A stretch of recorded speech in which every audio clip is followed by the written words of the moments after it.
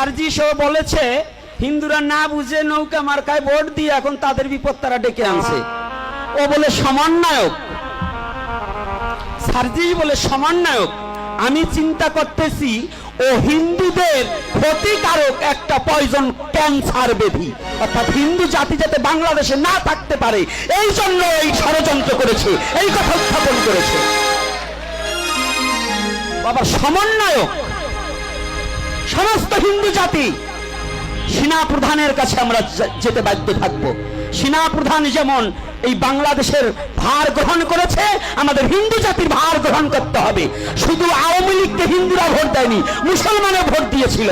তাই যদি মুসলমানের ঘরে না পড়ায়, খালি হিন্দুদের অত্যাচার কথা একজন সমন্বয়ক হিসাবে সে কি করে বলল?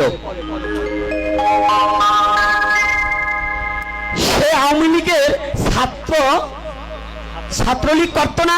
শেখ হাসিনাকে সে সিজদা করেনি, পায়ে হাত দিয়ে সালাম করেনি? তাই বাটপার কেউ নয়, ও বেঈমান নয়। তাহলে অত বড় বেঈমান আবার হিন্দুদের উপর দোষ চাপিয়ে দিচ্ছে কেন? হিন্দুরা কি ক্ষতি করেছে? ও ঘোড়া দেখছে, ঘোড়ার লাগাম দেখেনি। হ্যাঁ, টুনি পাখির রাজ সিংহাসন দিলে পরে পাছা থোয়ার জায়গা পায় না, উনিও তাই ভাবছে আমি একেবারে সমন্বয়ক হয়ে একটা পথ পাইছি বিদায় পাছা থোয়ার জায়গা পাচ্ছি না, হিন্দুদের যা খুশি তাই বলবো না। এটা ভেবো না বাবা, তুমি এটা ভেবো না সার্জিস। সনাতনী জাতি এখন জাগতে শিখেছে, ঘুম ভাঙতে শিখেছে। এখন সনাতনী জাতির ঘুম ভেঙেছে। তুমি সনাতনী জাতির প্রতি এই করে দোষ চাপিয়ে দিলে কেন? এটা সমন্বয়কের কথা নয়।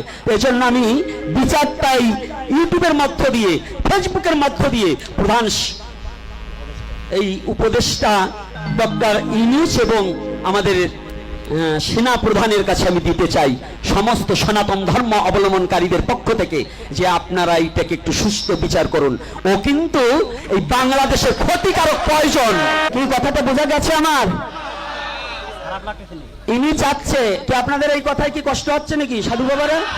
আর সত্য কথা বলবেন, ভগবানের কথার ফাঁকে ফাঁকে আমার এই কথাটা, আমাদের দাবি কথাটা কি তুলে ধরবা যাবে না? কি যাবে কি না? তাহলে যেখানে বলছেন সার্জিস একজন সমন্বয়ক হয়ে সে যদি বলে, তাহলে কি ও বাংলাদেশের একটা প্রয়োজন? কারণ ও নিজের দোষটা বলে না যে আমি একজন ছাত্রলীগ ছিলাম, এইটা কখনো বলে নাই। কিন্তু আমাদের হিন্দুদের প্রতি দোষ চাপিয়ে দিয়েছে, আমরা না বুঝে নৌকে ভোট দিচ্ছি। আমি কোন জায়গায় ভোট দিচ্ছি ও জানে? হ্যাঁ, আমি কোন জায়গায় ভোট দিচ্ছি ও কি ছিল আমার সাথে? তাহলে আমরা হিন্দুরা যে দিছি, তাই আওয়ামী লীগ বিএনপির মধ্যে হিন্দু নাই? এই যে শুনলাম জামায়াতের মধ্যে হিন্দু আছে, তো সেইগুলা কারা? সেইগুলা কারা? এই জন্যই বলি অযোগ্য পাত্রে কখনো কোনো কিছু ঠিক না। একটু শিক্ষিত হলেই মহাত্মা হওয়া যায় না, লেখাপড়া শিখলেই জ্ঞানী হওয়া যায় না।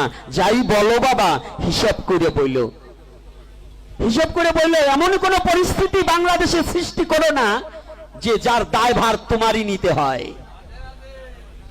আর একটা পয়েন্ট আমি বলে দিয়ে তারপরে আবার লীলায় চলে যাব। সেটা হচ্ছে বর্ডারে হত্যা নিয়ে আজকাল উস্কানিমূলক কথা চলছে। এই সীমান্ত হত্যা, এগুলো কারা জানেন? আমি বলে দিচ্ছি। এই যে চিতলমারি গত পরশুদিন একটা ছেলেকে অন্যায়ভাবে দোকান থেকে মারা হয়েছে। খুলনাতে কয়েকটা বাড়িতে, কয়েকটা দোকানে আগুন লাগিয়ে দেওয়া হয়েছে। এটা কোনো মিডিয়ায় আসেনি। যদি দেখতে চায়, যদি কোনো সেনা প্রধানও জানতে চায়, আমার কাছে আসুক, আমি নিয়ে নিয়ে গিয়ে ঘরে ঘরে দেখিয়ে দেব।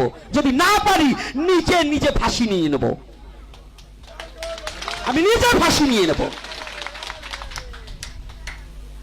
কিন্তু সীমান্তে কেন হত্যা হচ্ছে? এই হিন্দুরা কেন যাচ্ছে? এদের যেতে দেশ ছাড়তে বাধ্য করছে এইরকম সার্জিসের মতো লোকরা, এই হিন্দুদের প্রতি দোষ চাপিয়ে দিয়ে তাদের ঘর ছাড়া বাড়ি ছাড়া করে বাধ্য করছে। এবং যখন সীমান্তে যায়, অবৈধভাবে গেলে তো তারা গুলি করতেই পারে।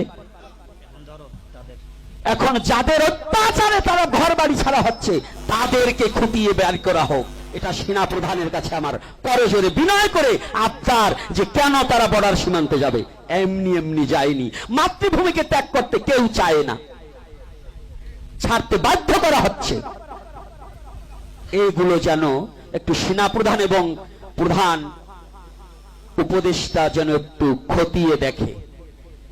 এগুলো যতদিন পর্যন্ত আপনারা নজর না দেবেন ততদিন পর্যন্ত বাংলার বুকে শান্তি হবে না, কারো কাছে শান্তি আসবে না। এজন্য শান্তি যদি বাংলাদেশে আনতে হয় সঠিক বিচারগুলো একটু দেখতে হয়। শুধু চুষে খাওয়ার জন্য কিছু করা যাবে না, একটু আমাদের বাঁচার একটু সুযোগ করে দেওয়ার জন্য আরতি জানাচ্ছি। সনাতনী আর কিছু চায় না, সনাতনী চায় একটু শান্তি শৃঙ্খলা ভাবে বাঁচতে, তার জন্ম মাটিতে থাকতে, তার জন্ম ভিটাকে ভালোবেসে। না হলে ৭১-এর সময় চলে যেত, এই বাংলাদেশে একজন সনাতনী থাকতো না। কিন্তু এই সনাতনী জাতি বাংলাকে ভালোবাসে হৃদয় এখনো আছে। এই জন্য অনুরোধ করছি, ইউটিউবে কেউ কাটবে না, ছেড়ে দিও, ভয় নাই। আমি মরার ভয়টা ছেড়ে দিয়েছি, এই জন্য বলছি। আর তবে একটা ইউটিউবারদের একটা দোষ আছে, যা না হয় তাই লিখে চাইরো না, হিডিং এ তাই দিও না, যা বলি না তাই দিও না, যা বলি তাই দিও।